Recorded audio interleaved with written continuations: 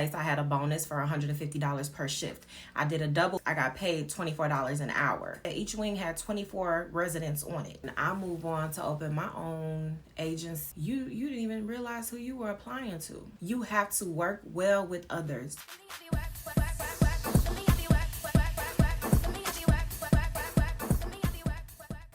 Good morning, guys. I'm back with another video. This video should be quick. I just have one point to make. It kind of stems off the last video that I made, but just knowing your surroundings, knowing who you're dealing with, knowing who you're talking to, being respectful to everybody in every situation and things like that. I received a resume today attached to application and things like that.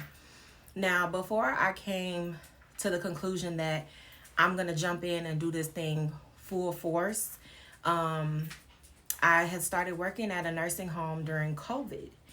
And it's like a little story time, and then I'm gonna get into it, okay? During COVID, I started working at a nursing home. I got hired and everything. The first day I got hired, it was at like maybe 5 in the evening. Actually, I had to get up and go to work at 6. I had to be there at 6 o'clock in the morning. So I woke my kids up early enough to drop them off and make it to work on time and things like that. So got hired, went out the same, next day, early in the morning for work. I was doing a double. So this is completely irrelevant, but I'm going to continue to tell you because these are things that you could implement if you don't know how to do your scheduling, if you don't know how to do your incentives and things like that. So at this particular place, I had a bonus for $150 per shift. I did a double, as I mentioned. So my bonus was $300. I got paid $24 an hour. I won't say the agency, I won't say anybody's name, but this particular agency, when I got to the job at 6 o'clock in the morning, I didn't know how to get in. Nobody answered their phone. I clock in on paper. So because I could not get in the back door, the front door, nobody was answering the door, the phones. I stood there trying to see if somebody would walk past. 2 people did walk past. One person kind of hesitated and was looking at me, and I was holding up my paper, my what is it called? At the time, if you didn't have the vaccine, you would have a paper showing why you didn't have that vaccine, if it was approved or not, if you could still work. So I kind of held that up because I'm thinking they would know what that is. They would know I'm supposed to be working. That person went back into the building. So I waited a little bit longer at the door because I'm like, okay, they're going to go get somebody because they just don't know if they could let me in or how to let me in. Maybe they're not authorized to let me in. So after waiting, I went back to the car and I went to sleep. And I woke up at 9 o'clock because that's what time they're open for the public, for family or whoever is supposed to be coming in. So I waited till 9 o'clock, went in to work, right? So that was a bad experience already there. When I came in, I was like at the front desk, hey, here's my paperwork. I'm supposed to get started today. I couldn't get in the door at 6 o'clock, so I'm here now. They didn't put me with nobody. They told me where to go. And they said, you should see a nurse in that wing. Tell her that you're here to help that wing and she'll help you get started. Okay, so how you going to tell me where to go if I've never been here? So I feel like the proper thing to do is put me with have somebody come and get me, or you take me to them. First thing they should have did is started showing me this is the kitchen. We're passing out breakfast right now. If you need to take things back to the kitchen or whatever, here's the kitchen. Whatever reason I need to go to the kitchen, because they should be hydrated throughout the day, well hydrated. So I should be going to get them water, make sure everybody has water. I didn't know where the kitchen was. Some people take a long time. So the cart that they would bring out, the cart that they would use to bring out the meals and take the meals back to the kitchen, at a certain time it has to come out that hallway. So if people are still eating, and mind you, there was 24 residents on a wing. I had a wing and a half to myself. So at a certain time, if people were not done eating, that cart had to go back to the kitchen. So people would still have their food in their room. People would need help eating in their room. I had no idea who needed help eating. So I would try to go to the rooms. If they still have food there, I'd be like, are you interested in eating? Did you want to eat? And I would try to feed them myself. I don't know what the care plan says, but we need to get this food going. We need to get this food in your body and we need to get going. And, because they didn't have people there. That's why I was there. So I'm trying to get them fed. I'm trying to get dishes to the kitchen that didn't make it to the cart, didn't know where the kitchen was. I still never found the kitchen. Somebody should have been showing me, here's the clean linen, here's the wipes or whatever. Now, they didn't use wipes, they used towels, they used washcloths to wipe the private areas. And that's just what they did. Now, they were low on everything. They didn't have towels, they didn't have gowns, they didn't have anything available. So I feel like they should have implemented a different plan. They should use wipes, or they should have enough towels to be wiping people's behind, because we didn't have any in 4 of the wings. So they should have showed me, if you don't see it in the room, if you don't see it in the hallway, if you don't see it in the closet, and by the way, here is the closet, I found that on my own, then come and get somebody, or look here, or just let me know, like, hey, if it's not there, we don't have it. Because now I'm wasting time looking for stuff, trying to get in contact with somebody when I could be helping the residents. So that was the thing. But my overall experience was terrible. So when people started to come in for the afternoon shift around 3 o'clock, it was like an attitude personality of a know-it-all. There was an attitude personality of like, well, if she ain't doing this, if she ain't doing that, she can go home. Or somebody said, like, somebody came to me and was like, oh, this person said, make her do it. She the one getting a $300 bonus. And again, mind you, it's my first day. So I don't mind doing anything. I've been doing it all morning by myself. Well, part of the morning, because I came in late. But, well, hold on. I didn't come in late because I didn't know how to get in. By myself. I was putting the food out, taking the food, putting the food back in the cart, making sure they were hydrated, changing diapers or briefs, changing briefs. Really, that's all I did after the meals. I went up and down the hallway changing briefs. I think there were about 3 or 4 people who were independent and didn't need to be changed. So that's a lot of work on your back. Some of the beds didn't work. Some of them didn't lift up. Some of them didn't go back down. So that was a lot of wear and tear on my back. And a wing and a half by myself. Like I said, each wing had 24 residents on it. Definitely not an environment to be working in. I definitely could have declined, but I'm there to work these hours. I'm going to do what I can in these hours. I'm not going to break my back to do it, but I'm going to do what I can in these hours. So I just felt like, that environment with those employees, that was terrible for me. That was a bad experience. I had really bad experiences with this nursing home. Anyway, to move forward, I got a resume today. And I just printed it out. And now I read it online. And I was like, no, let me print it out in case I'm missing something. And sure enough, I missed something. So the same nursing home that I'm talking about, my applicant worked there at the same time. And I'm thinking to myself, she's a minority.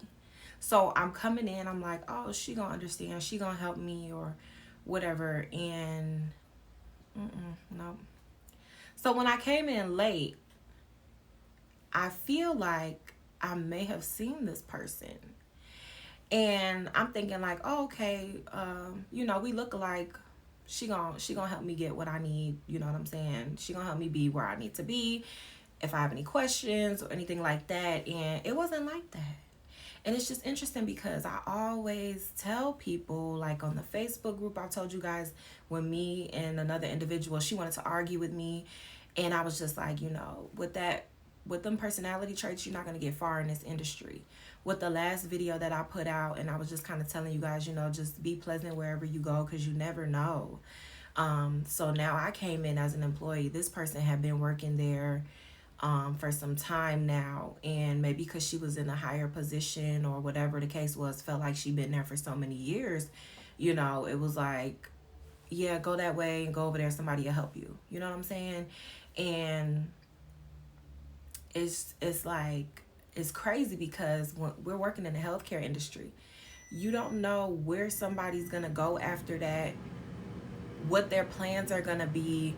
You just don't know. So typically people strive to do better, to work, to get towards something, a higher position, work in this industry for a little bit and then go do something that they've been wanting to do, save money and do real estate. You don't know what people are going to do, and you don't know where your trajectory is going to take you. You don't know where your life is going to take you.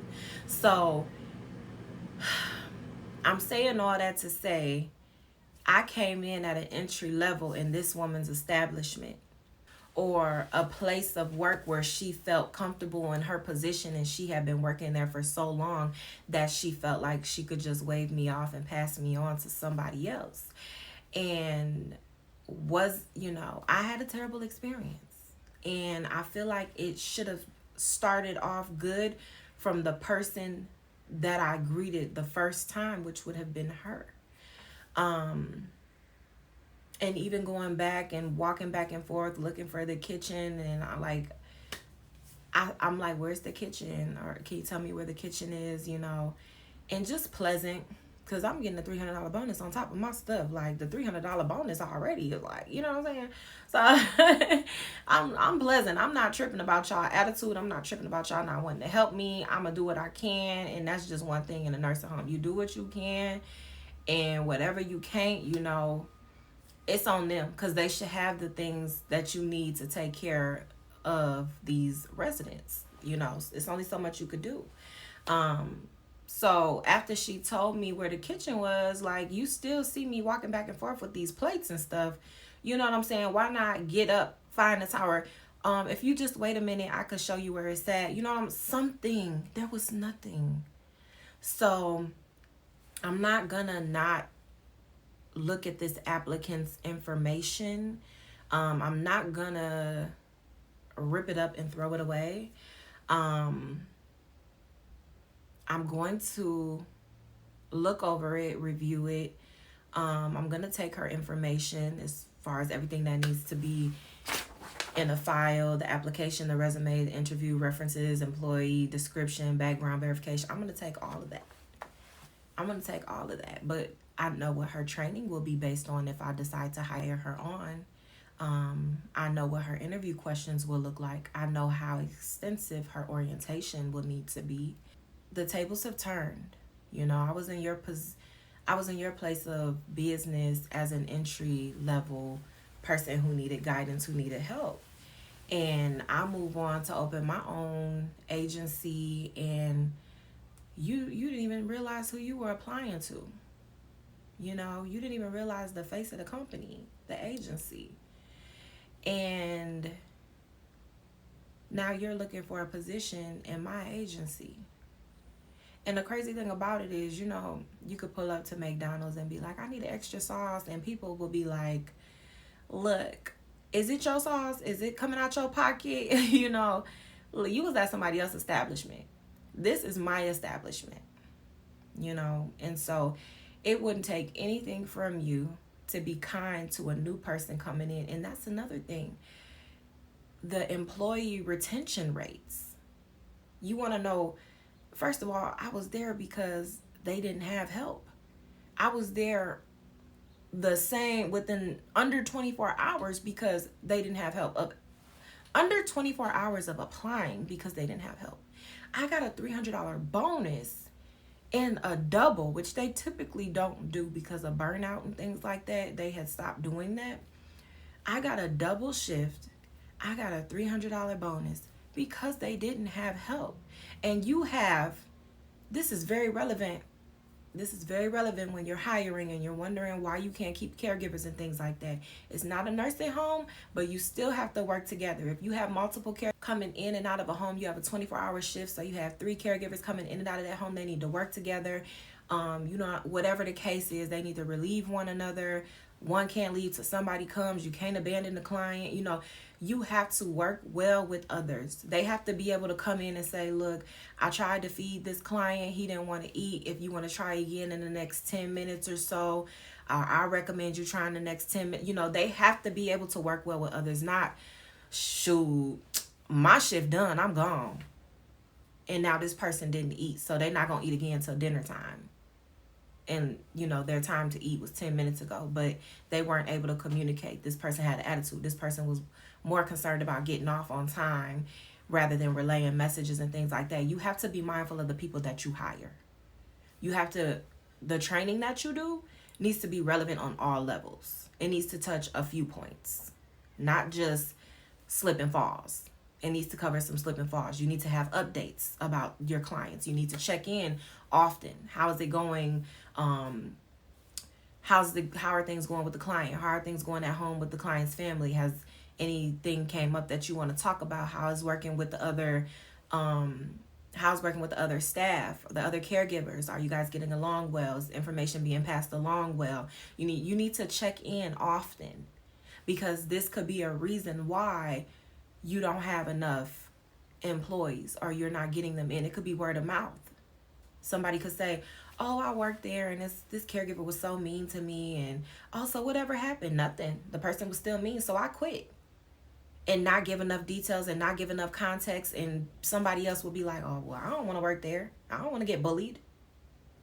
They will assume that it's allowed. They might assume that, oh, well, I could go work there then, because they don't care. They don't check in. If that person was getting bullied to the point where they quit, nobody checked in, nobody cared. I can go work there and do whatever I want to do. So it's very relevant and it's very important. So I just wanted to share that. Just be mindful. There's going to be things that you may want to do in the community. Like I have a few collabs that I'm writing up right now, collaborations with other organizations that I think will fit well.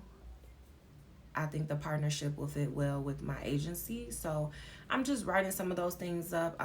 Christmas, the day after Christmas, the 26th, I went to Ross because at my mom's house, was it Christmas? Oh my goodness, I can't remember. I think we went to my mom's house on Christmas Day.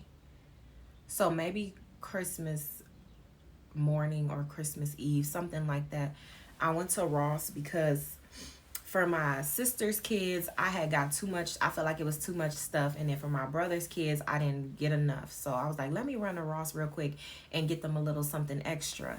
And in back of me was the lady that works in our disability department with the city that I'm in.